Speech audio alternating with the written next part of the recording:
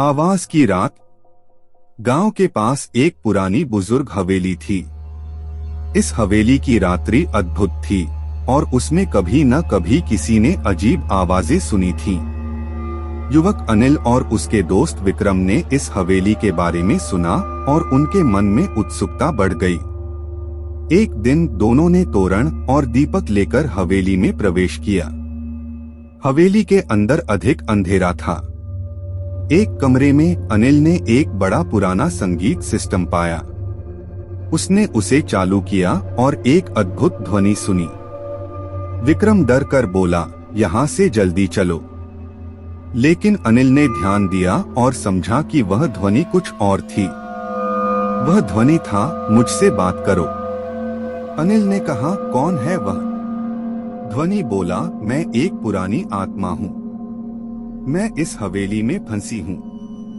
अनिल ने पूछा, तुम्हें क्यों बात करनी है? आत्मा ने कहा, मैं यहाँ के रहस्य को जानना चाहती हूँ। तुम मेरी मदद करोगे? अनिल ने हाँ कह दी। विक्रम डर से बोला, तुम क्या कर रहे हो? यहाँ से निकलो। लेकिन अनिल ने उससे कहा, विक्रम, यह अद्भुत है। हमें इस आत्मा की मदद करनी चाहिए। आत्मा ने उन्हें हवेली के अंदर की गुप्त सच्चाई बताई। वह बताई कि इस हवेली में एक खजाना है जिसे वह ढूंढ रही है। अनिल और विक्रम ने आत्मा की मदद की और खजाने की खोज में लगे।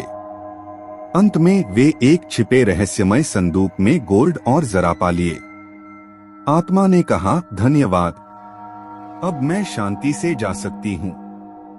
अनिल और विक्रम हवेली से बाहर निकले और उस दिन से वे दोनों गांव के वीर योद्धा के रूप में जाने जाते थे, जिन्होंने हवेली के रहस्य को सुलझाया था। आवाज